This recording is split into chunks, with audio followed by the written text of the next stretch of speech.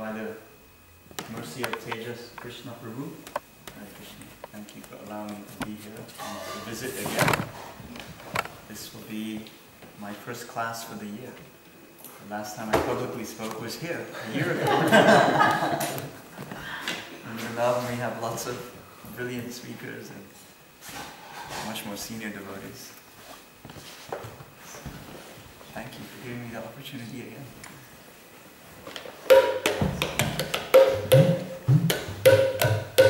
Jaya Radha Madhava Jaya Kunja Vihari Jaya Radha Madhava Jaya Kunja Vihari Jaya Radha Madhava Jaya Kunja Vihari Jaya Radha Madhava Jaya Kunja Vihari Jaya Gopi Jana Vallabha Jaya Giri Varadhari Jaya Gopi Jana Vallabha Jaya Giri Varadhari Jai Jai Gopi Jana Vallabha Jai Giri Varadhari Jaya Gopi Jana Vallabha Jaya Giri Varadhari Jaya Yashodhanandana Jaya Braja Janaranjana Jaya Braja Janaranjana Jaya Yashodhanandana Jaya Braja Janaranjana Jamuna Tiravanachari Jaya Kunja Vihari Jamuna Tiravanachari Jaya Kunja Vihari Jai Jai Jamuna Tiravanachari Jaya Kunja Vihari Jaya Yamuna Tiravanachari Jaya Kunja Vihari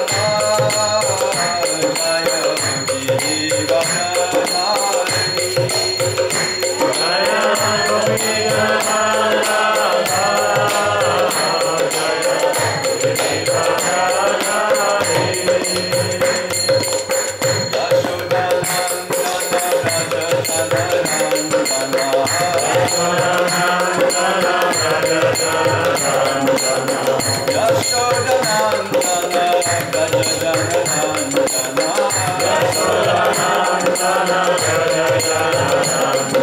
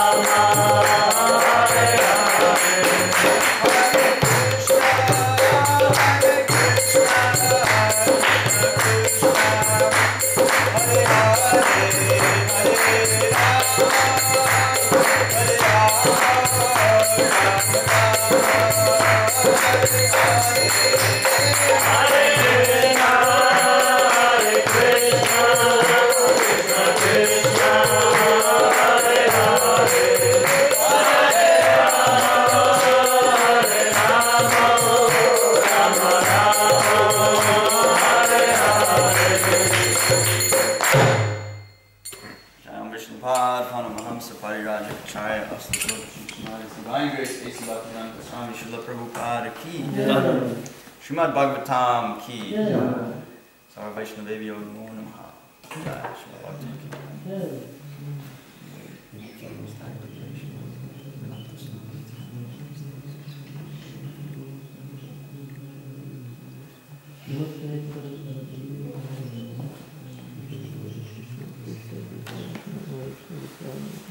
Today we're reading from Srimad Bhagavatam, 5th canto, Chapter 7, Text 10. Text 10, I believe.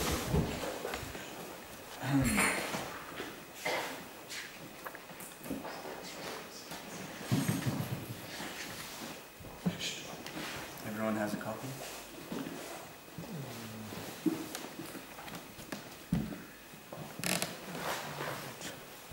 So, text number 10. Sanskrit and then translation. Text number 10.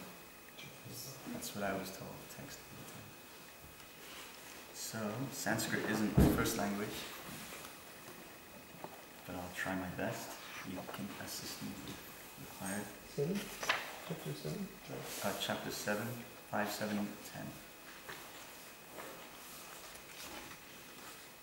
Yatra ashram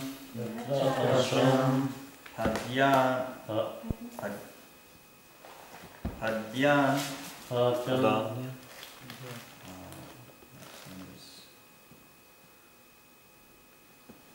Ubhavat yato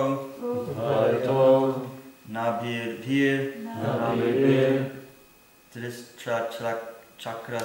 chakrasi chakra nandi nama sati pavara sarvata pavitri karoti. We actually do this analysis very long, and the speaker just reads it. When it is like so. If anyone wants to try, you can try. I didn't figure out the meter. There is no meter in this one. Okay. They can recite first later. So, translation. This is Sanskrit for your information, and then this is the Roman transliteration or Latin, and then word by word. Yatra, where? Ashram Padmini, all hermitages. Ubhavayata, both on top and below. Nibhir, like the symbolic markings of a navel. Jasat, visible. Chakrahi, with the circles. Chakra Nadi, the Chakra Nadi river, the Chakra Nadi river, generally known as the Gandaki. Nama, of the name. Sarit Parava, the most important river of all. Sarvavata, everywhere. Pravritti Karoti, signifies. Translation. The Pula Ashram is the Gandaki river, which is the best of all rivers. The Shalagram Shila, the marble pebbles, purify all those places. On each and every marble pebble, up and down, circles like navels are visible. Please repeat. In the Pula Ashram is the Gandaki river, which is the best of all rivers. Shalagram Shila, marble pebbles, purify all those places. On each and every marble pebble, up and down, circles like navels are visible. Purports by His Divine Grace A.C. Bhaktivedanta Swami Srila Prabhupada Ki. Shalagram Shilas refers to pebbles that appear like stones with circles marked up and down. These are available in the river known as Gandaki Nadi. Where the waters of this river flow, the place becomes immediately sanctified. Om Jnanatam Tasya Gnanjana Salakaya Chakshuramanitamina Tasmai Shri Gurave Namaha. Jai Shri Krishna Chaitanya Prabhu Nityananda Shri Advaita Gadadhar Shivasadi Gaur Bhaktivinoda Hare Krishna Krishna Krishna Hare Hare Hare Rama Rama Rama Hare Hare. Who's been to the Kali Gandaki river? Tejas? So this Kali Gandaki river that's being described here, Pula Ashram, according to modern geography, is located in the Himalayan kingdom of Nepal. If you're in Nepal, there's Kathmandu, capital city, and that's already in a valley. that's already in the mountains. From Kathmandu city you can see all the snow-capped mountains of the Himalayas. Krishna says in Bhagavad Gita, of immovable things, he is the Himalayas. Actually, the Himalayas have protected India from invasion from the Chinese and from other people who've tried to capture India. So the Himalayas is a gigantic body that is actually referred to as Krishna by himself in the Gita. So this specific region, the Kali Gandaki, is the largest river gorge in the world, actually, today. It's considered one of the largest river gorges. River gorge means where the river is carving its way out of the mountain. And so there's a very famous Puranic story or ancient story that's described in India. I think we can find a quotation in Padma Purana about how Krishna becomes the shalagram stone, as described here, or the pebbles marked with his chakras and navels.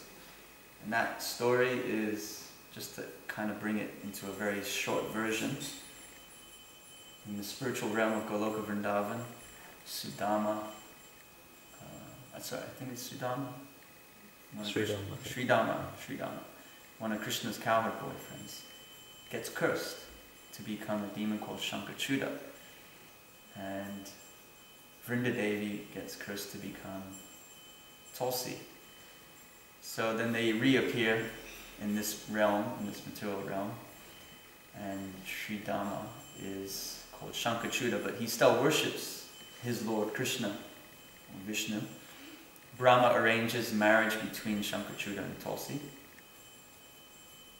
And then Shankachuda becomes very powerful. He becomes a very powerful ruler. He rules the universe, dominates and rules, and the demigods don't like that. So they cannot defeat him. And so in an attempt to defeat him, they understood that his power was coming from his wife's chastity. And then Lord Krishna appears in disguise as Shankachuda and betroths Tulsi. And then she realizes that actually this isn't my husband, and curses him, Lord Vishnu, Krishna, to appear.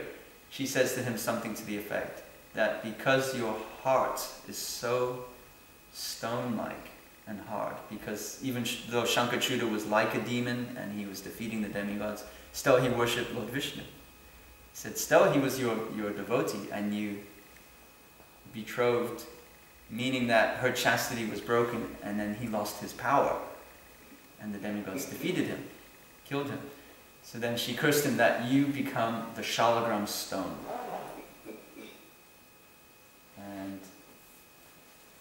And then I think there's a counter curse where then Tulsi becomes the Kali Gandaki river. So that river is considered Tulsi. I don't know if you saw Tulsi. Tulsi is also a tree known as holy basil. We have it on the altar. It's a very worshipable tree, especially in Indian Vedic culture. So when one worships the Shalagram Shila with Tulsi, then you get so much blessings. So Krishna is appearing as a stone. He's also appearing in the heart of every living entity. It's described that the Srimad Bhagavatam, the Ganga, Tulsi, the holy name, Shalagram Shila, do not need installation. You may see here on the altar we have two personalities with their hands raised. This is Gaura and Nitai. And so Gaura and Nitai require installation into a deity. And there's a very lengthy procedure that's described in the scriptures how to do that. But with the Shalagram Shila, there's no installation required. Krishna's presence. Therefore, those who worship Shalagram have to be very cautious. So also in Krishna's name, the Lord appears in the name. In Christianity they say, hallowed be thy name. So in the same way, we sing the name of the Lord in the Maha Mantra. Hare Krishna, Krishna Krishna, Hare Hare, Hare Rama, Rama Rama, Hare Hare, which is described as the religion for this age. There are 4 yuga cycles, or universal cycles of time. There's a golden age, there's a silver age, there's like a bronze or copper age, and then there's an iron age, which is this age. And you can see industrial revolution, and all these kind of iron, heavy mechanical nuts and bolts industrial life is going on. So to become freed from the difficulties of this age, mantra, man means the mind, tra, to free the mind, we chant this mantra. Daily we chant on beads, and we chant congregationally, we sing together. So many people still go to the Kali Gandaki River on pilgrimage. The Sri Vaishnav Sampradaya, Ramanujacharya Sampradaya in South India. South India is where you'll find the Indian or Vedic culture most intact, because the northern areas of India were invaded by all kinds of crazy people doing crazy things, from Genghis Khan to the Mughals, the Mughal emperors, and then last of all, the most crazy of all, the British. They came and invaded and colonized. And I would say they're the most craziest because they turn people against their own culture. And they try to modernize India. So now we have a society where people aren't really following their own culture, but they're trying to follow another culture, but they're in this weird place where they don't know what they're doing, and they don't know who they are, what they're doing. So that's modern India in the north. But in the south it's still preserved quite traditionally, actually. And so in the south there's a sampradaya, or disciplic succession. I'm sorry, do you understand English? Okay. The disciplic succession of the Sri Sampradaya, and they have denoted 108 holy places in India. Holy places are holy tirthas. They're called Divya Dasam. Actually 105, because they consider 6, 7, and 8. I think like Ayodhya, then Vaikuntha, and then the Lord's immediate association in the spiritual world. And those 3 you have to attain out of this physical body. But the others you can visit in your physical body. People go on pilgrimage to this location. And I personally had the opportunity to go. And instead of going like a traditional pilgrim by foot, we decided to take a bus from Kathmandu to Pokhara. Pokhara is the 2nd biggest city in Nepal. And then we took a very small rotor blade aircraft up to a small airport called Johnson. And we got to the airport, and the check-in staff, or the airport security people, were saying, no, you can't fly today. It's very dangerous. There's high winds. This is the Himalayas. And you're going up in a valley, a river gorge valley. It's a very small valley to fly through. And so we had to wait for hours and hours and hours before they radioed from the other airport that the winds were safe to fly. And there were no passenger flights. We had to jump in the back of a cargo airplane. I felt like Indiana Jones or something. And they closed the door with rope and tied it in knots. And I wish I had a parachute just in case, because I felt that insecure. And we were in the tail of the aircraft, and when the aircraft moves, you start flying around. I started chanting Hare Krishna. I started chanting on my beads, praying to God that I wouldn't die.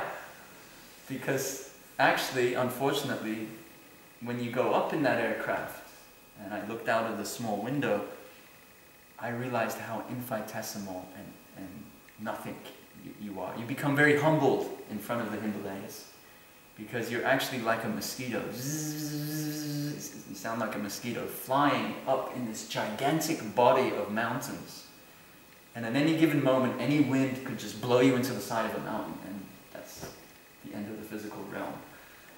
Somehow we landed okay, and we got out the aircraft and started our pilgrimage up, walking up the mountains, and there were more mountains. And you go over one mountain peak, and there's more mountains, and it just goes on forever, the mountains. But that specific area where the Kali Gandaki River flows, those mountains are considered Lord Vishnu's body. And the river flows through the mountains, carving out the shalagrams from the side of the mountains. And the river originates in a place called Damodar Kund. So specifically, you can only get shalagrams there. In other parts of the world, they have these kind of fossilized, I don't know the scientific realm or world so well, but they have a name for it. and sometimes they say these are fossilized creatures that were embedded in stone under layers of coal and tar in the ocean bed, and that the Himalayas were under the ocean, and then the subcontinent of India was pushed up, and then the Himalayas were formed. But actually we see here from the activities of King Bharat that he was the emperor of the world.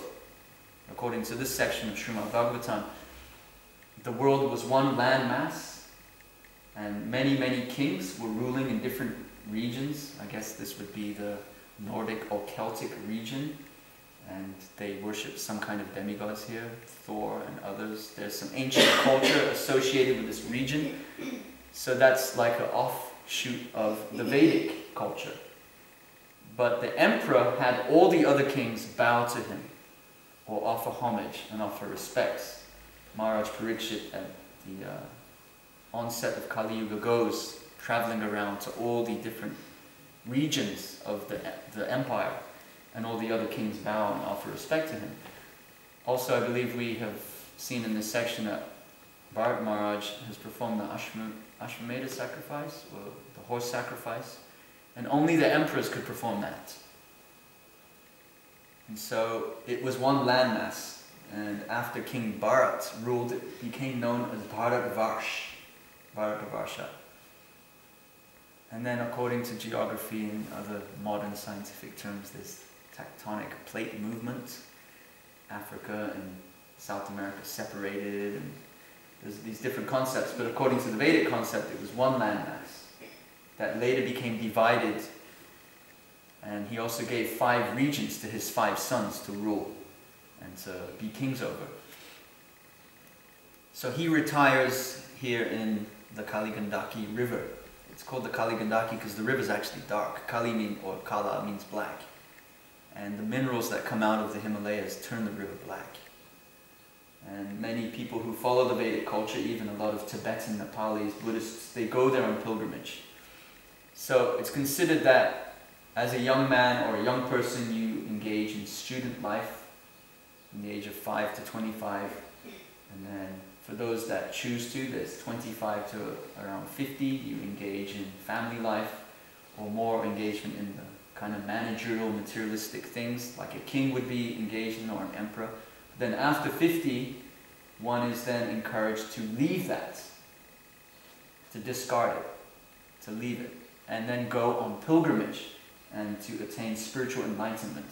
So we see King Bharat is doing that. He's gone to this holy place of pilgrimage, he's living by a holy river, and he's engaging in the practice of Vanaprast, as well as the immediate process of devotional service, Bhakti Yoga. Yoga means to link, Bhakti means devotion or through love. So one can link through that process to Krishna, to God, and then leave one's life. But we'll see later what happens. It's a story.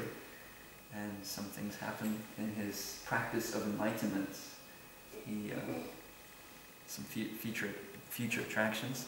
So devotees of Vishnu, they worship these Shalagram Shivas.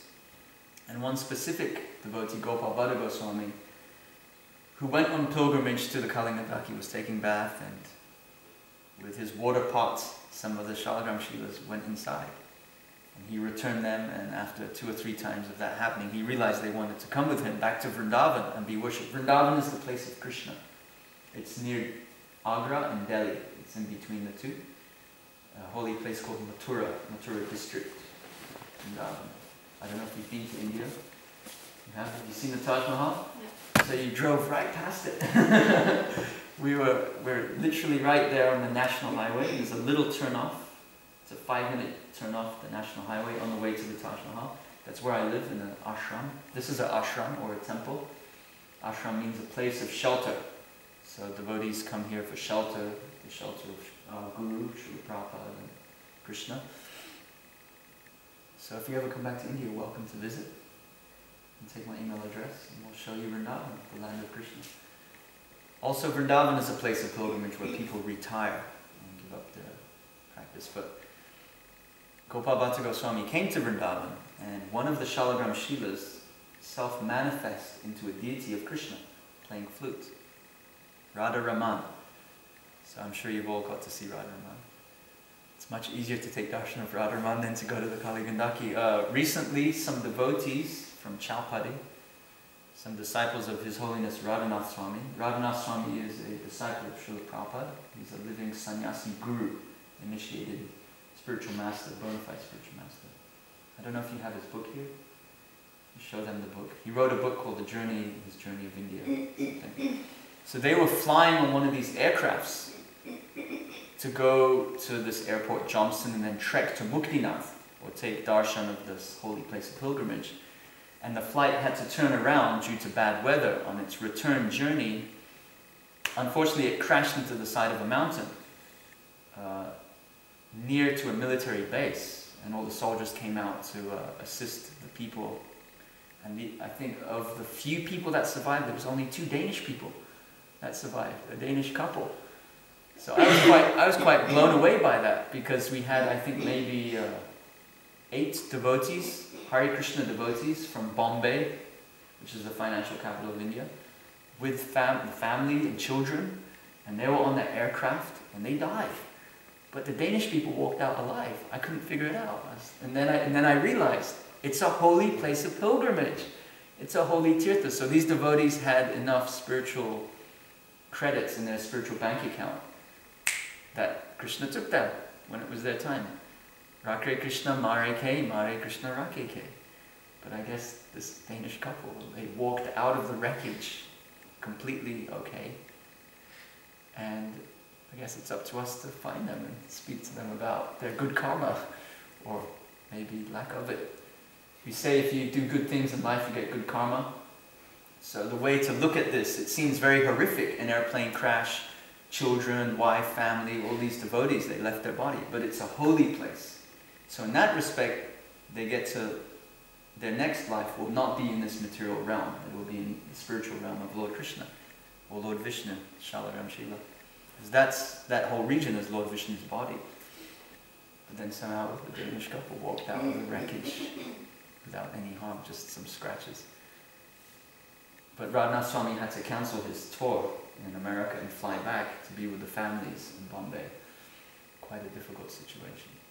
In any case, if you ever get the time and the energy, it's a nice pilgrimage for brahmacharis or sannyasis. Indrajumna Swami, and even Ayendra Prabhu went there twice and sat by the river and chanted, and by chanting some special mantras, Shalagram Shilas come.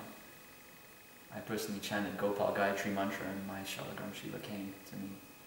And I'm worshipping that Shalagram since the last 10 years in Vrindavan. I promised him I'll keep him in Vrindavan, I won't take him out. So it's a very nice pilgrimage site. Many people go trekking, like that Danish couple, they go trekking around the Annapurna mountain. Annapurna is another name of Lord Vishnu. So there's a mountain, there's a base camp, you can trek in the snow, you can, like that. It's kind of like a trekking route. But be careful, because if you choose to fly, Krishna might take you in a transcendental airplane back to Golok Vrindavan. I know many devotees, they've walked, and it's a very nice experience seeing the Himalayas and meditating. Walking becomes meditative at a certain stage when you're in natural surroundings. Good for chanting on beads and praying. Even Tibetan people do the pilgrimage. Tibetan Buddhists, you'll see a lot. So that's the sloka for today. Before I carry on to the other 2 areas of today's celebration, are there any questions on this verse? Please. In what way did the Salagram Shila manifest to you? Well, I had kind of followed Ayendra Prabhu's instructions in how to get a Shalagram Shila. It's a meditation. So, first of all, I had to ask my spiritual master for permission. Because to approach Krishna, one needs the blessings of the Guru. That's why we performed this morning, you saw a arti ceremony called Guru Puja. You offered some flowers, and one priest, he was offering incense, fire, water, then a cloth, and then, so it's incense represents earth, fire, water. Okay, if you get wet, you want a cloth to dry the water. And then after water, it's a flower, scent, and then air with the chamra. Chamra is actually a yak. You only find yaks in the Himalayas. Yak tail, whisk, and then a peacock fan. And these are all different forms of worship that are offered to the representative of the Supreme Personality, Krishna. So we accept Guru as a representative of God, and through the Guru, you can approach Krishna or God. Or Christ says, through me you can approach the Father. In the same respect, the principle of Guru, through Guru you get Krishna or God. So I asked my Guru, can I have your blessings to worship Shalagram Shila? He said yes, but be very careful. And so Ayendra also gave me some lecture about what it means to worship Shalagram. There's so many glories of worshipping Shalagram. And then I went up there. It was an interesting journey. We went overland from Vrindavan to the station, by train to the border. We walked across the border, and then a 9-hour bus to Kathmandu. And then from Kathmandu we took another bus, but on the way we experienced a landslide. It was the monsoon, and we had to climb over, it was like an Indiana Jones movie or something. We had to climb over a landslide, and then we got to an airport, and then we flew up. So the Shalagram Shila, it responds from the heart. I was searching for a Shalagram Shila that would connect to me for quite some days, and it didn't happen. And then I sat under a tree by the river, and I chanted lots of japa, extra japa. I chanted my Gayatri mantras, and as I was chanting my Gayatri mantra, the Gopal Gayatri mantra became predominant. And then pretty soon after chanting that Gopal Gayatri mantra, the Shalagram Shila manifested to me. And when I touched the Shalagram Shila, I understood, this is the one that wants to come with me. And Ayendra Prabhu also asked me, he said, when you're up there, you can call out at the top of your lungs. Because you're in a valley, a river valley, there's no one around. If there's any Shalagram Shila here that wants to come to Vrindavan and be worshipped by Ayendra, please come. And then I found some Shala, it was like a magnet. I found one that I knew he would like, and then that one just attracted others. And when I brought them to him, I said, these are the ones that manifest when I chanted your mantra. And he loved them. He took them and he worshipped them. So like that, it's a reciprocation like Gopal Bhatta Goswami. He put them back and they came. He put them back and they came. So if they come to you, then you can take it that Krishna has come to you and that you must receive Krishna and worship him with love. Many saintly people or holy men, sadhus, like the devotees in Saffron are considered like holy men or sadhus. In India, some of the holy men have long hair and dreadlocks and beards and different kinds of... This is tilak, or a marking which denotes that we are Vaishnavas, or worshippers of Lord Vishnu or Krishna. Sometimes the holy men now have tilak this way, or big round red dot, or different markings that denote different disciplic lineage, or maybe in Japanese terminology, different clans, which clan they're associated with. So, many sadhus also worship these Shalagram Shilas. A lot of Ram Bhaktas worship them. But generally in South India they keep them in the temples, and Brahmins, specifically Grihastha Brahmins, are encouraged to keep Shalagram Shila at home and worship. But since we're in the West, it's not such a practical situation established, generally. We worship Gauranitai. Gauranitai, the Yuga avatars, or the avatar for this age. Not the movie Avatar, but avatar means incarnation. So the Lord incarnates in different times of the 4 yuga cycles. Comes as a fish, as a tortoise, as a half-man, as a boar, half-man, half-lion. He comes as as Parshuram, Satriya. Ram, he represents the king. King Ram establishes how to rule. And then in Balaram, and then in more recent times, Buddha Dev appeared as the last incarnation of Vishnu. But in the immediate last 500 years, the Lord mercifully appeared as Lord Chaitanya, who's to the right, and Lord Nityananda, who's to the left, Gauranitai. And they came to deliver humanity through the chanting of the Hare Krishna mantra. Hare Krishna, Krishna Krishna, Hare Hare, Hare Ram, Ram Ram, Hare Hare. And the message Lord Chaitanya gave was very simple. Just to chant the Maha Mantra. He traveled throughout India, spreading in almost every town and village, the chanting of the Hare Krishna Maha Mantra. But then after some time, Lord Chaitanya, or we call Mahaprabhu, Maha means great, Prabhu means master, his message became kind of like overshadowed by Sahadya groups or people who were misrepresenting the actual teachings.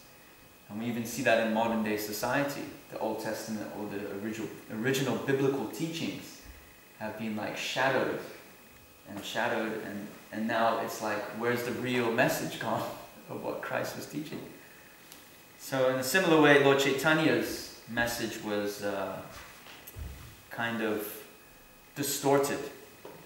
And one great acharya, Srila Bhaktivinoda Thakur, whose disappearance day it is today, re-established Mahaprabhu's teachings. He got the first copy of Chaitanya Charitamrita, which was very difficult to find. It had almost become extinct to get a copy of the real manuscript of Chaitanya Charitamrita. He had also established where Lord Chaitanya appeared. And then, of course, he had a son, Bhaktivinoda Thakur. You'll see on our altar, there's Swami Bhaktivedanta, and then his guru, and then his guru, and then his guru.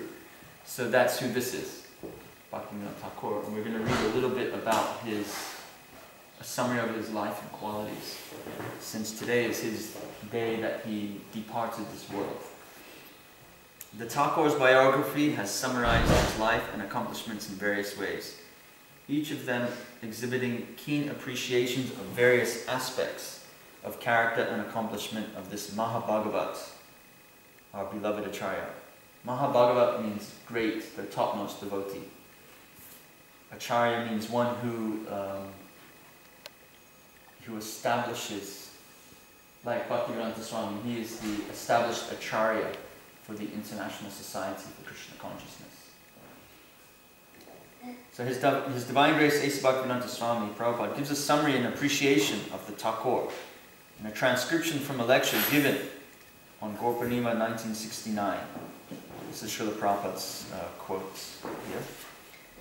It was the desire of Bhaktivinoda Thakur to spread the life and the precepts of Lord Chaitanya into the Western countries. So with this in view of publishing the book, Sri Chaitanya Mahaprabhu, His Life and Precepts, which is what we have read this morning, Lord Chaitanya, the Golden Avatar. That book is the same book, pretty much Prabhupada's version of it. He sent copies to various universities, libraries, and one of the copies was found in McGill University in Montreal. After 72 years, this book was found in the library by one of our students, and he brought it to me. From a materialistic point of view, Srila Prabhupada is talking, I was born in a different family, and Bhaktivinoda Thakur belonged to a different family. But my spiritual master, Bhaktisiddhanta Saraswati Thakur, happened to be the fifth son of Bhaktivinoda Thakur. Although at home Bhaktivinoda Thakur was actually the spiritual master of my spiritual master, still he recommended Bhaktisiddhanta Thakur when he was a young man, about 18 years old, that you go to Gaur Kishore Das Babaji and become initiated by him. Bhaktivinoda Thakur was a magistrate. So the British came to India, they colonized, and they segregated different states and districts. So each district needed a magistrate. So Bhaktivinoda Thakur, he was in the district of Orissa, in Jagannath Puri, which is a very holy place of pilgrimage. And he was a district magistrate. And during his time, he did some very wonderful things in Jagannath Puri. Still till today, if you go to the offices of the Jagannath Puri temple management, they have pictures of Bhaktivinoda Thakur, and they worship him with incense and offer morning puja to him every day. Because they understood that his vision was beyond just immediate management. He was managing the Jagannath Puri temple for hundreds of years to come. One of the things he did is he covered the temple, the domes, with white lime. Because Jagannath Puri is by the ocean, and so salt water erodes stone. And so he covered the temple with white lime to preserve the temple. And only recently, the government of India removed that white lime. And you can see the actual beauty of the Jagannath Puri temple, but before it was white. And he had that done among many other things. He also, Bhaktivinoda Thakur, removed pseudo-spiritualistic people who were tricking people. I can't remember the first name, something Sane. One Bengali tantric guru who had long hair, and he was using like dark energy or black magic to take villagers and misrepresent Mahaprabhu and Krishna consciousness. But Bhaktivinoda Thakur brought the British police or the British army and had this man put in jail. And then they cut his hair off, and all his energy and Shakti went, and he left his body in jail. Because he was cheating so many people with false religion. He was a very strong district magistrate. He was a judge also. And the British kept him in office as long as possible because he could process cases in minutes that were being hung up or pending on trial for months. He could come to a decision very quickly on a specific case, on a specific trial. And he was, very, very practical at doing those things. So, Guru Maharaj belonged to a very respectable family. So he narrated the story before us. When he was recommended to be initiated by Gopkishore Das Babaji Maharaj, this Gopkishore Das Babaji Maharaj used to respect Bhaktivinoda Thakur as his guide. Therefore, we take it that in our disciplic succession, that Bhaktivinoda Thakur guided Gopkishore Das Babaji Maharaj, and Gopkishore Das Babaji Maharaj initiated my spiritual master. Therefore, Bhaktivinoda Thakur is accepted as the spiritual master of the spiritual master of my spiritual master. He is in the 4th generation. He is the grand man spiritual master, Srila Prabhupada writes. So we see those small pictures there? That's Srila Prabhupada on the left, and that's his spiritual master, and his spiritual master, and then his spiritual master is Bhaktivinoda Thakur. But Bhaktivinoda Thakur, his son, his 5th son, is Srila Prabhupada's spiritual master. And this is all in the eastern part of India, Orissa and Bengal. Our lineage comes from Bengal and Orissa. So, Chaitanya Mahaprabhu's Sankirtan movement, which was Bhaktivinoda's desire in 1896, and somehow or another, coincidentally, I do not know what his desire was, I was born in that year. Srila Prabhupada was also born in that same year. He's writing here.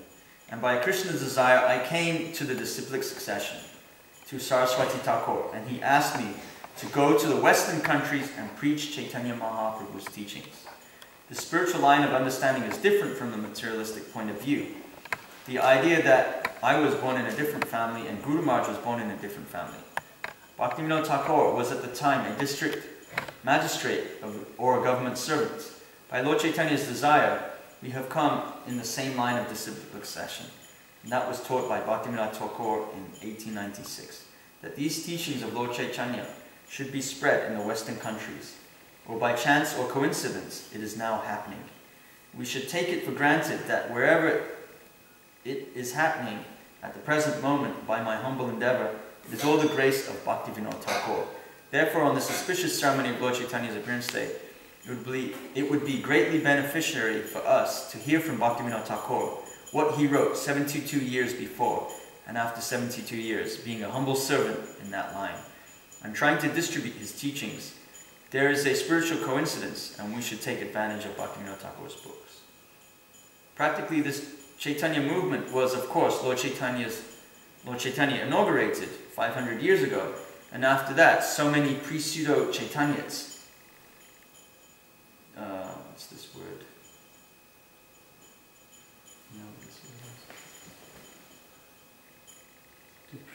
Depreciated the whole thing. So Srila Prabhupada is giving a little history. Lord Chaitanya Mahaprabhu appeared 500 years ago. He inaugurated the chanting of Hare Krishna, but then as years passed, decades, century, 2 centuries, other people misrepresented it. So Bhaktivinoda Thakur re-established it. But the Chaitanya movement in its pure form, as it is, was restarted by Bhaktivinoda Thakur. We should take it that Bhaktivinoda Thakur was the origin of the Krishna consciousness movement. Bhaktivinoda Thakur wrote almost 100 books. Just imagine, he was a very responsible officer, a magistrate. He was a grihasta. Grihasta means a family man. He had children. He also had many children, although he had 10 children, and he had to take care of his children, the office of magistrate in extra religious work. He was made, in addition to that, the superintendent